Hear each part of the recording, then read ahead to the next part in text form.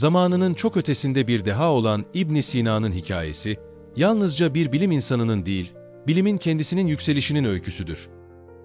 İbn Sina, 980 yılında günümüzde Özbekistan sınırları içinde yer alan Buhara yakınlarındaki Afşana köyünde doğdu. Çocukluk ve gençlik yıllarında olağanüstü bir zeka sergileyen İbn Sina, erken yaşta babasının ve dönemin alimlerinin rehberliğinde eğitim aldı. Gençlik yılları, 10. yüzyılın sonları ve 11. yüzyılın başlarında İslam dünyasının altın çağında bilim ve kültürün zirvede olduğu bir dönemde geçti. Buhara ve çevresinde geçen bu yıllar, Samani Hanedanı'nın entelektüel açıdan zengin ortamında şekillendi. Özellikle Samani Sarayı'nın kütüphanesi, onun geniş bir bilgi hazinesine erişmesini sağladı. Burada Antik Yunan, Hint ve Pers kaynaklarından çevrilmiş eserlerle tanıştı. Aristoteles, Platon ve Galen gibi düşünürlerin eserlerini okuyarak felsefi ve tıbbi düşüncesini geliştirdi. Aynı zamanda dönemin alimleri arasında geçen tartışmalara katılarak eleştirel düşünme yeteneğini keskinleştirdi. 16 yaşına geldiğinde tıp bilgisi o kadar ileriydi ki hekimler ondan bilgiler öğrenmeye başladı. Hatta Samani hükümdarı Nuh bin Mansur'u tedavi ederek ün kazandı. Bu dönemde kendi kendine öğrenme yeteneği ve disiplinler arası yaklaşımı, onun düşünce dünyasını şekillendiren en önemli unsurlardan biri oldu. İbn Sina'nın eğitim aldığı kişiler arasında babası Abdullah, onun ilk öğretmeni olarak önemli bir rol oynadı.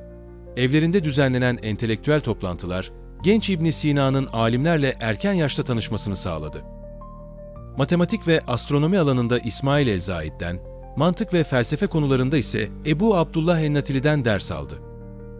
En-Natili, İbn Sina'nın Aristoteles'in eserlerine olan ilgisini fark ederek, ona mantık ve metafizik üzerine derinlemesine çalışmalar önerdi. Ancak İbn Sina, kısa sürede hocalarını aşarak kendi kendine öğrenmeye yöneldi. Özellikle Aristoteles'in metafizik eserini defalarca okuyarak kendi yorumlarını geliştirdi. Yaşadığı dönemin siyasi çalkantıları, Samani Hanedanı'nın zayıflaması ve bölgedeki güç mücadeleleri İbn Sina'nın gençlik yıllarında sık sık yer değiştirmesine neden oldu. Bu durum, onun farklı kültürlerden ve alimlerden bilgi öğrenme fırsatını artırdı. Bu zengin entelektüel ortam ve hocalarının rehberliği, İbn Sina'nın çok yönlü bir alim olarak yetişmesinde kritik bir rol oynadı. Tıp alanında tarihin en önemli figürlerinden biri olarak kabul edilen İbn Sina, özellikle El Kanun Fit Tıbb, yani Tıbbın Kanunu adlı eseriyle modern tıbbın temellerine büyük katkılar sağlamıştır. Bu 5 ciltlik kapsamlı eser, Antik Yunan, Roma, Hint ve İslam tıbbının sentezini sunarak hastalıkların tanısı, tedavisi ve önlenmesi üzerine sistematik bir çerçeve oluşturdu. Galen ve Hipokrat gibi önceki hekimlerin çalışmalarını eleştirel bir şekilde inceledi. Ancak kendi gözlem ve deneylerine dayanarak yeni yaklaşımlar geliştirdi. Örneğin, hastalıkların nedenlerini araştırırken çevresel faktörler, beslenme ve psikolojik durum gibi unsurları dikkate aldı. Bu, modern tıbbın bütüncül yaklaşımına öncülük eden bir anlayış olarak değerlendirilebilir. El Kanun eseri, anatomi, fizyoloji, farmakoloji, cerrahi ve halk sağlığı gibi geniş bir yelpazeyi kapsıyordu ve 17. yüzyıla kadar Avrupa'daki tıp eğitiminin temel kaynaklarından biri oldu. İbn Sina'nın tıbbi bilgiyi sistematik bir şekilde organize etme çabası, onun eserini sadece bir ders kitabı değil, aynı zamanda bir referans ansiklopedisi haline getirdi. Tıp alanındaki özgün katkılarından biri, klinik gözlem ve deneysel yönteme verdiği önemdi. Hastalıkların tanısında, semptomların detaylı bir şekilde analiz edilmesi gerektiğini savundu ve bu amaçla nabız, idrar ve dışkı gibi fizyolojik göstergeleri sistematik olarak incelemeye aldı. Örneğin, nabız ölçümünü farklı hastalıklarla ilişkilendiren ayrıntılı bir sınıflandırma yaptı ve bu, doktorların teşhis süreçlerini daha bilimsel bir temele oturtmasına yardımcı oldu. Ayrıca, bulaşıcı hastalıkların yayılma mekanizmalarına dair erken bir anlayış geliştirdi. Karantina yöntemlerini önererek enfeksiyonların kontrol altına alınmasında öncü bir rol oynadı. Aynı zamanda, tüberküloz ve menenjit gibi hastalıkların belirtilerini tanımladı ve bunların tedavisi için öneriler sundu. Farmakoloji alanında ise bitkisel, mineral ve hayvansal kaynaklı ilaçların hazırlanması ve kullanımına dair detaylı bir rehber oluşturdu. El Kanun'da yaklaşık 760 ilaç, özellikleri ve etkilerini listelemiş ve bu durum, onun farmakolojik bilgisinin derinliğini göstermektedir. İbn Sina'nın bu çalışmaları, tıbbi tedavilerin standartize edilmesine ve bilimsel bir disiplin olarak farmakolojinin gelişmesine katkı sağladı. Tıp alanındaki etkileri sadece teorik çalışmalarla sınırlı kalmadı. Pratik uygulamaları ve eğitimdeki rolüyle de dikkat çekti. Cerrahi teknikler üzerine yazdığı bölümler, dönemin koşullarında oldukça ileriydi. Örneğin, kırıkların tedavisi, yaraların dikişle kapatılması ve bazı tümörlerin cerrahi olarak çıkarılması gibi prosedürleri detaylı bir şekilde tarif etti. Ayrıca, anestezik maddelerin kullanımını önererek, cerrahi işlemlerin daha az ağrılı olmasını sağlama yolunda adımlar attı. İbn Sina, psikiyatrik bozukluklara da özel bir önem verdi ve melankoli, anksiyete gibi durumların hem fizyolojik hem de psikolojik nedenlerle ilişkili olduğunu savundu. Bu, modern psikiyatrinin temellerine işaret eden bir yaklaşımdı. Tıp eğitimine verdiği önemle, hekimlerin etik sorumluluklarını vurguladı ve hasta-hekim ilişkisinde güvenin önemine dikkat çekti. El Kanun Fit Tıp, Avrupa'da Latince'ye çevrilerek Canon Medicine adıyla yüzyıllarca tıp fakültelerinde okutuldu ve Rönesans dönemi hekimlerini derinden etkiledi. Felsefe alanında ise İslam dünyasının en büyük düşünürlerinden biri olarak kabul edilir ve özellikle Aristotelesçi felsefeyi İslam düşüncesiyle harmanlayarak özgün bir sistem geliştirmiştir. En önemli felsefe eseri olan Kitab-ı Şifa, yani iyileşme kitabı, mantık, metafizik, fizik ve matematik gibi geniş bir yelpazeyi kapsayan kapsamlı bir ansiklopedidir. Aristoteles'in metafizik eserinden derinlemesine etkilenen İbn Sina, aynı zamanda Farabi'nin Neoplatonizm'den gelen fikirlerini sentezleyerek evrenin hiyerarşik bir düzen içinde işlediğini ve aklın bu düzeni kavrayabileceğini öne sürdü.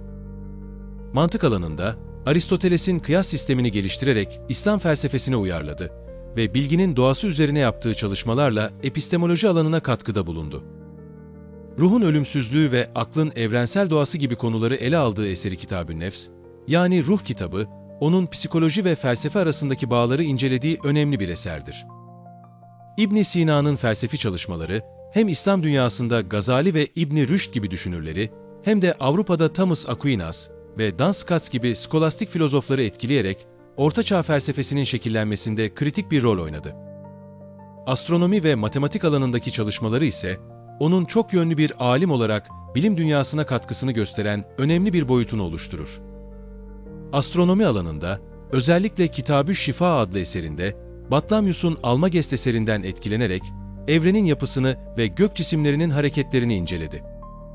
Ancak, Batlamyus'un modeline eleştirel bir yaklaşım getirerek, gezegenlerin hareketlerini açıklamak için daha sade ve mantıksal bir sistem önerdi. Gökyüzündeki yıldızların ve gezegenlerin hareketlerini matematiksel olarak analiz ederken, evrenin hiyerarşik bir düzen içinde işlediğini savundu ve bu düzeni metafizik felsefesiyle bağdaştırdı. Matematik alanında ise özellikle geometri ve aritmetik üzerine çalışmalar yaptı. Öklid'in Elementler adlı eserini derinlemesine inceleyerek geometrik problemlerin çözümüne dair yeni yaklaşımlar geliştirdi. Ayrıca sayılar teorisi ve cebirsel yöntemler üzerine yazdığı bölümler, İslam dünyasındaki matematiksel bilginin ilerlemesine katkı sağladı. İbn Sina'nın bu alanlardaki çalışmaları, onun gözlem ve akıl yürütmeye dayalı bilimsel yöntemi benimsediğini gösterir. Bu da onu, modern bilimsel düşüncenin erken öncülerinden biri haline getirdi. Kimya ve psikoloji alanındaki katkıları ise, İbn Sina'nın bilimsel vizyonunun genişliğini ortaya koyar. Kimya alanında, maddelerin özelliklerini ve kimyasal süreçleri inceledi. Simya yerine daha deneysel bir yaklaşımla, ilaç yapımında kullanılan maddelerin sınıflandırılması ve etkileşimleri üzerine detaylı bilgiler sundu. Minerallerin ve bitkisel maddelerin kimyasal özelliklerini analiz ederek, farmakolojik uygulamalar için temel oluşturdu. Örneğin, damıtma teknikleri ve bileşiklerin saflaştırılması gibi yöntemleri tanımladı. Psikoloji alanında ise Kitab-ı Nefs adlı eserinde, ruhun doğası, akıl ve duyular arasındaki ilişkiyi ele aldı. Ruhun ölümsüzlüğünü savunan İbn Sina, algı, hayal gücü ve hafıza gibi zihinsel süreçleri sistematik bir şekilde inceledi. Bu, modern psikolojinin temellerine işaret eden erken bir çalışma olarak değerlendirilir. Melankoli ve anksiyete gibi psikolojik rahatsızlıkların hem fizyolojik hem de zihinsel nedenlere bağlı olduğunu öne sürerek, psikiyatrik tedavilerde bütüncül bir yaklaşım geliştirdi. İbn Sina'nın fizik alanındaki çalışmaları, özellikle Kitab-ı Şifa adlı eserinin doğal bilimler bölümlerinde yoğunlaşır ve Aristoteles'in fizik anlayışını İslam felsefesiyle harmanlayarak özgün bir perspektif sunar. Evrenin işleyişini anlamak için hareket, madde, zaman ve mekan gibi kavramları inceledi. Aristoteles'in dört neden teorisini benimseyerek fiziksel olayların ardındaki neden-sonuç ilişkilerini açıklamaya çalıştı. İbn Sina, hareketin bir cismin potansiyel halden fiili hale geçişi olarak tanımlanması gerektiğini savundu ve bu süreçte dışsal bir etkenin gerekliliğini vurguladı. Ayrıca, boşluğun varlığını reddederek, Aristoteles gibi evrenin sürekli bir maddeyle dolu olduğunu öne sürdü. Optik ve mekanik gibi fizik dallarında da katkıları oldu. Örneğin, ışığın yayılımı ve yansıması üzerine gözlemler yaparak, görme duyusunun fiziksel mekanizmalarını açıklamaya çalıştı. Bazı konular üzerinde yoğunlaştığında, gece uyurken bile zihninde çözüm yolları arardı. Hatta Kitab-ül Şifa'nın bazı bölümlerindeki fikirleri rüyasında bulduğu söylenir. İbn Sina'nın hayatı, siyasi karışıklıklar ve sürgünlerle dolu zorlu dönemlerle şekillendi.